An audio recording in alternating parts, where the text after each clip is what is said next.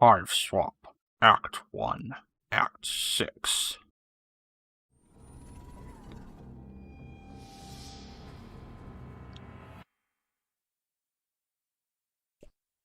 Your name is Xefros Trito. You are having a difficult evening, just one of many in a predictably difficult life because you are Rustblood trash. You just witnessed beams of red and green energy erupt from the hive of your best friend Tetrarch right before a squadron of Imperial drones snatched up half your neighbors, so it's safe to say your revolutionary efforts are not going great.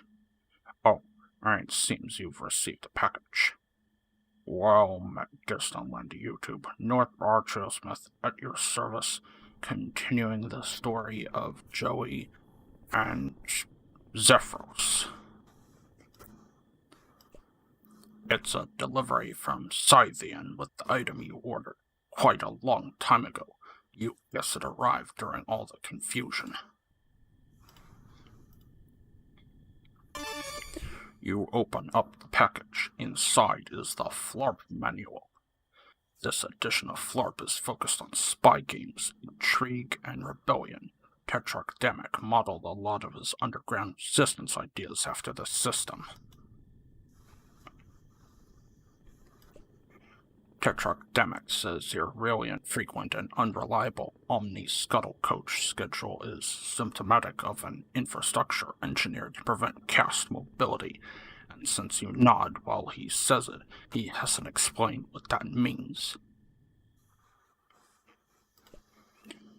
Outclut, a subgrub of the greater stem cluster of Thrash Thrust. Outclut is where you grew up. Tetrarch hive. You hope he's in one of the parts that haven't been annihilated by massive beams of light.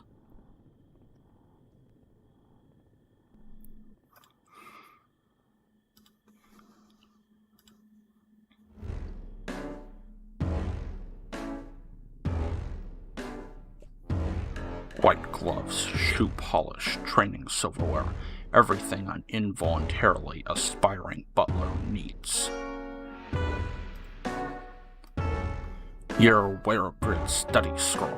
To be honest, only indigos really care about what fork goes where, and they crush anything they pick up anyway. You've pretty much got this memorized already. It's like, fork, mega fork, micro fork, knife fork, fool's fork. That about covers it. You use these to practice your budding powers of telekinesis. You still aren't very good yet, but you sure showed these spoons who's boss. You don't use your hands to bend spoons.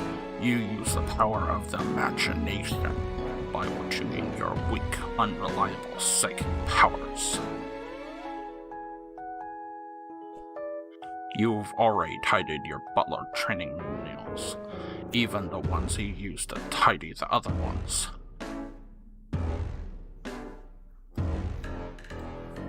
You're reminded of the week Tetrarch made you sleep on the floor as a training exercise. It was hard at first, and maybe he could have told you it was a training exercise beforehand, instead of just saying, sleep on the floor until I tell you otherwise, but it really toughened you up. You can sleep anywhere now. The Tetrarch is always making sure you're prepared for anything. Oh hey, it's your Arena Stickball gear. You play Pusher. It brings back fond memories of your seasons playing in that no-blood grub league. You're trying out for the Thrash Thrust Junior League soon, but you're a little rusty. If you blew it, you could get called. Between band practice with Tetrarch revolution lectures from Tetrarch and buttling practice, you serve Tetrarch You really haven't had the time you need to practice. Speaking of, there's your brand new butler uniform. It brings back less than fond memories of when you ordered it sweeps ago. Delivery to Rustbloods like you is so slow. And hey, there's your smash suit. from when the Tetrarch helped you practice cool action movie stunts. Your memory from that time is a little hazy, actually. Arena Stickball has always been the only time you really feel like yourself. When you're out on the Velvet, your brawler defending you against the opposing prowlers and zappers, and you guess thinking about it too much makes you a little sad now. Looking at the dozer always hopes you get to sleep, and looking at the snow globe always makes you nervous. You know it's not a real one, but still.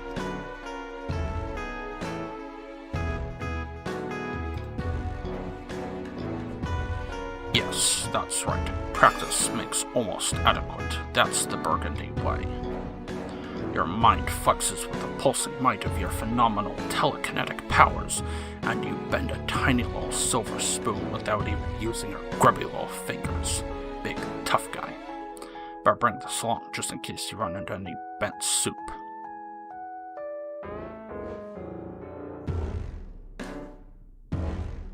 You already bent all of these. There's nothing left to bend, and you rise with a jolt. No way to accurately training for butling. It's a good thing you may end up on the run pretty soon, you guess, because taking your rights with a pile of bent spoons would be suicide.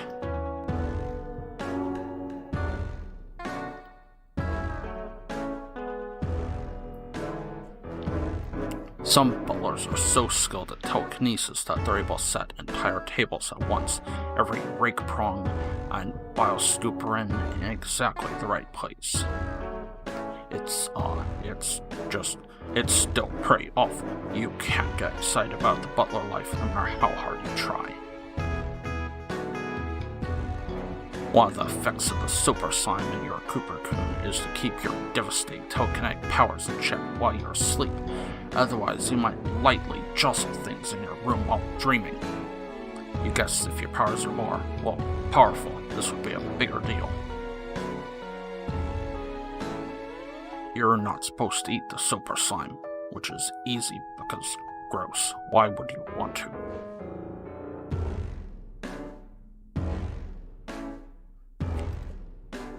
You'll never forget the season your Arena Stickball team took 3rd place in the Outcut Grub League. But just in case you do, this featureless white orb is here to remind you.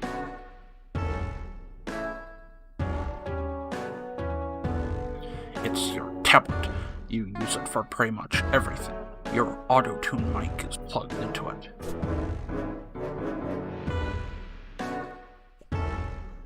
It's your tablet. You use it for pretty much all computing needs. Perfect device for a kid on the go. Except you spend most of your time at home, so it usually just stays right here in your room. Unfortunately, a kid on the go is probably exactly what you are now. You really should grab it. Besides, your mic is plugged into it, and you're sure not leaving that behind. The grubbles, if you buck, we want trouble to resist during fists while you sift through the rubble. So hard to spit your quasi-revolutionary rhymes, they will fire while just your butler uniforms, though. Demick says you're subversively transforming the rags of your oppression into the fatigues of the revolutionary through your jams, but you're kind of worried your performances will be drowned out by sarcastic orders to polish the silver. You gather both tablet and mic with one practice motion. They're attached, so the motion probably didn't require as much practice as you might think. You then proceed to have this conversation again from the other side. It's all news to Xefros, but it'd be a little dull to read the whole thing over again. Let's just pick up where we left off. Do you want me to say more alien things? No, I mean, I have no way to verify if those are true or not. Send me a picture of you. I don't have any photos with me, and anyway, how could I get it to you? I'm trapped in here by that monster. Aren't you using the Tetrarch's tablet? Take the pics with that and XMit it over. Pics, XMit, pictures, transmit. Okay, that's kind of a weird ask, Xerox. But I'll give it a shot. Here goes.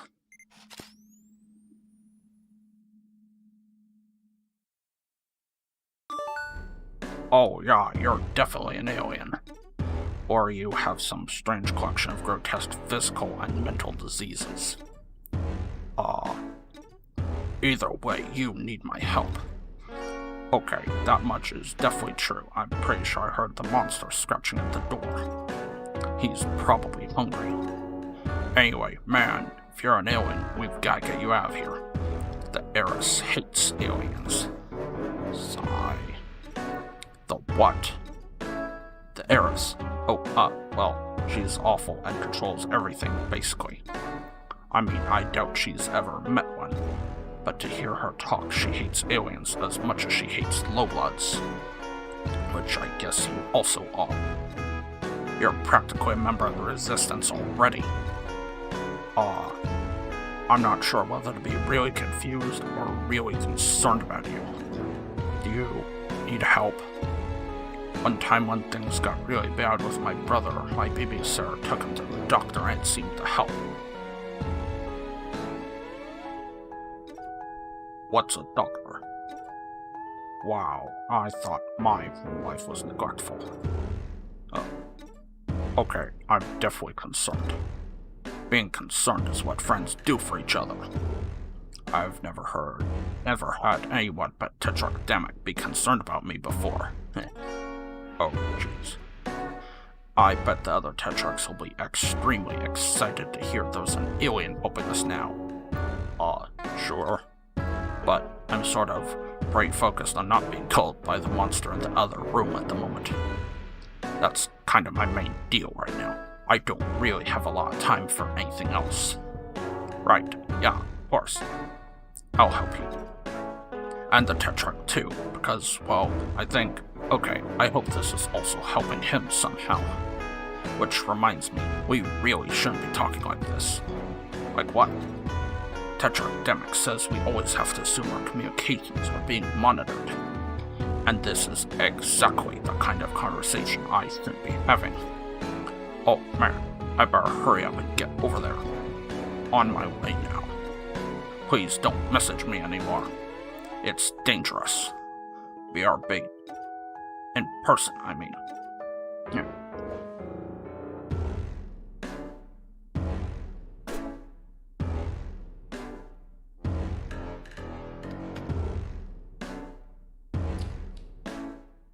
It's just your faithful old scoundrel, which you haven't bothered draining recently.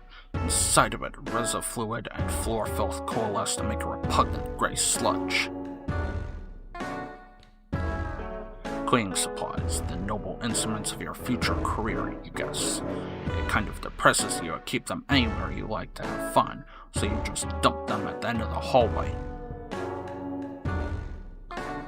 Maybe if your hallway is really clean, the drones will stop trying to burn your neighborhood down and kill you. There's that Rustblood Nuxie.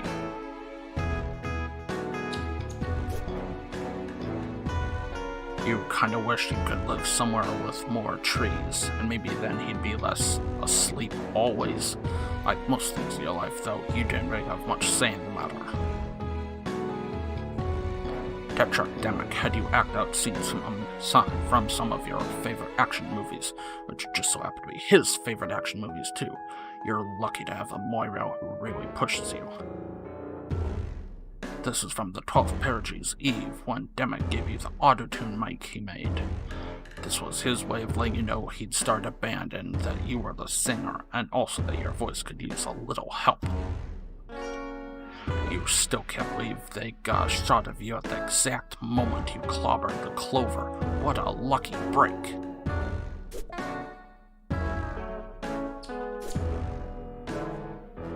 Haha, he was always giving you leaves to eat. You would munch on them for his benefit mostly. Come to think of it, though, you have always been pretty strong. Those bare leaves you gnawed on as a wiggler have something to do with that. When you were just a low wiggler, curling up with your loosest made you feel safe when the world seemed scary, which was often. Jeez, come to think of it, the two of you haven't played on the tree in a long time. Maybe that's why he's been so lazy. Well, at least it looks like the two of you will both be getting some exercise in the immediate future.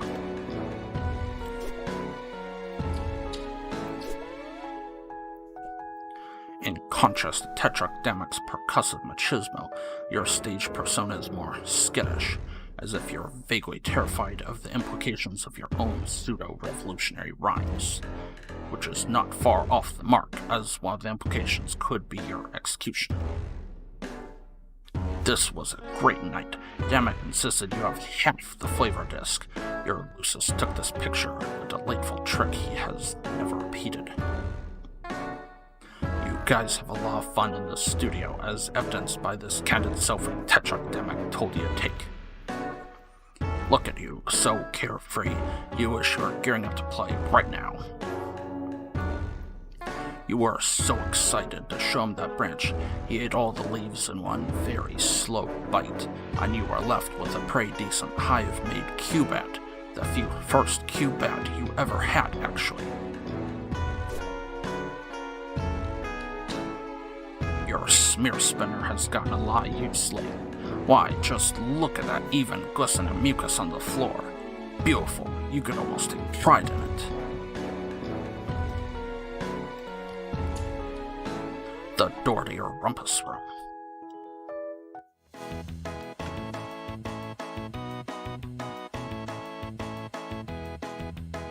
Paused right at the height of exciting sport.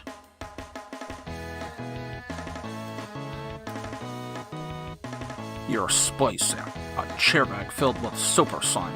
Proximity to the slime helps you relax without actually making you fall asleep like your Recuperacoon does. Some trolls actually eat super slime, which helps them be really stupid. It's your cubat, your most prized piece of Arena Stickball equipment. Better bring this with you.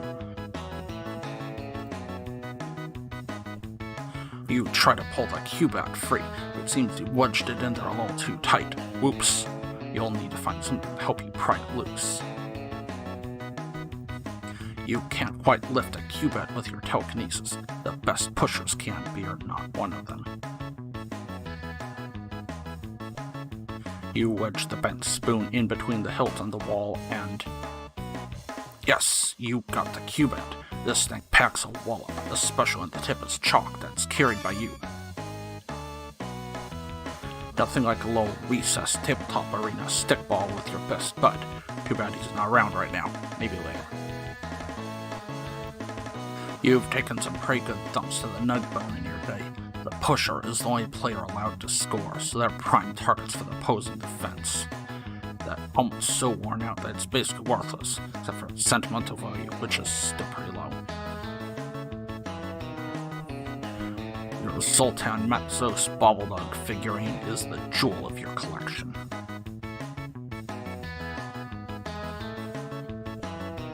They release a new Arena Stickball game grub like 6 times a sweep, and every time you buy it like a sucker and act surprised when nothing's different. It's like, what are they going to do? Change the rules? You're pretty busy right now. Only chumps play video games and they have obligations they should be tending to. It's your sports vault, just a huge heavy vault themed with sports. Arena Stickball, specifically, and obviously. It's the only place in the hive you can store food for your Lucis. He's so strong he could easily break into any other hiding place. It has a special telekinesis-based interface. It tends to wear you out a little, and the combination is pretty hard to remember. You can't open the sports vault with your hands. Try thinking before you act.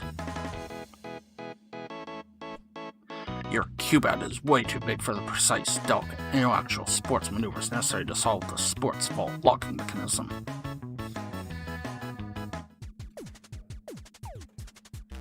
You attempt to open the sports vault.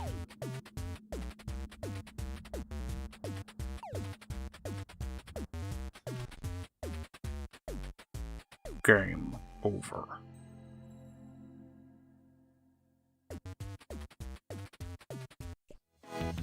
Oof, that's a rough one.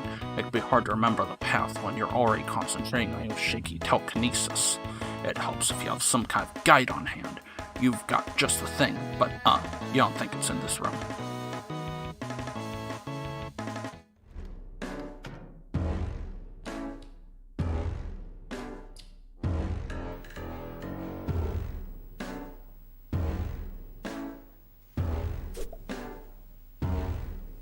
Your Imperial Edict mandated portrait of the heiress.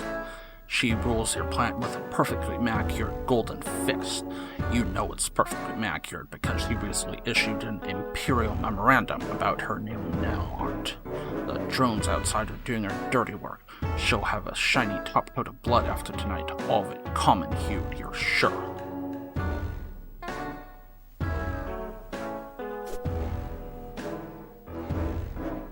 You subscribe to a wide variety of hip periodicals. Arena Stickball Illustrated, Grubs Dineurally. Those are actually the only titles you know.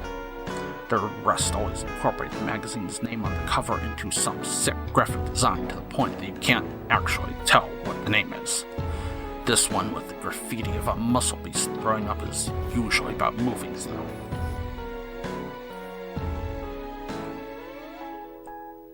If you went out this way, you'd be easy prey for a drone before you could ever make it to Tetracdemics. You mean to save Joey, that's what you meant. It's too dangerous to leave this way. Drones could see you. Safest bet is go out through the back door.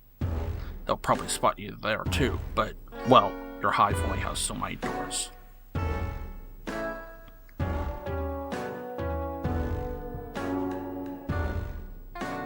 You changed the channel a couple of times. As a Rustblood, you're not permitted to have luxurious circular discs, only the standard hexagons. These lounge planks aren't full of soap or slime or anything like that. They're just comfortable horizontal surfaces suited to either the sitting or lying prone positions.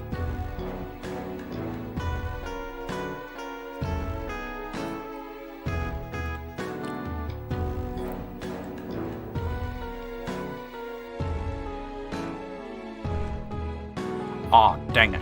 Your Lucis is sleeping somewhere totally inconvenient again. Come on, wake up.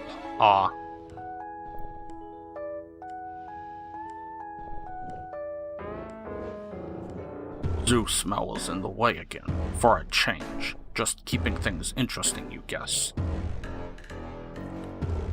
You ask Zoosmell to move. At first you're friendly and casual, as if you expect him to move easily.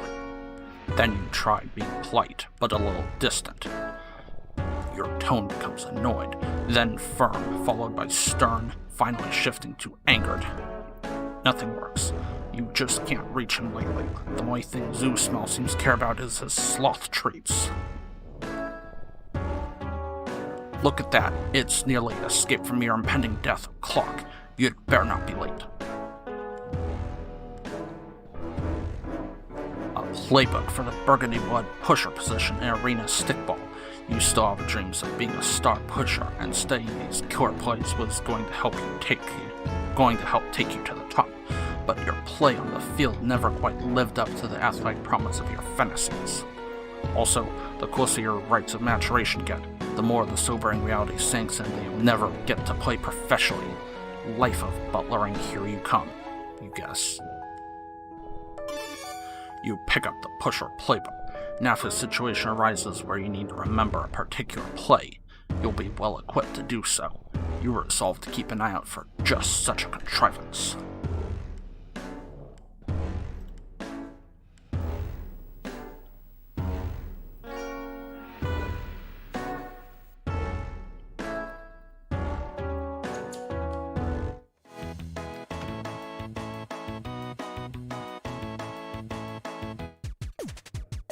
You attempt to open the sports vault again.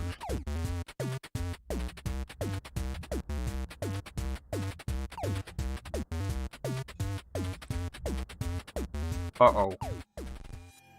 Game over.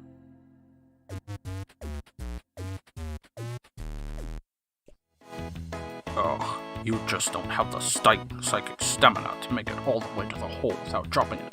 You need a quick pick-me-up.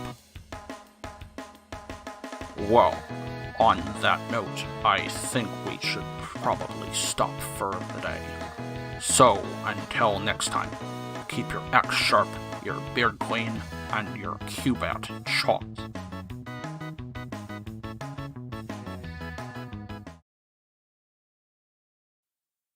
End of Act 1. Act 6.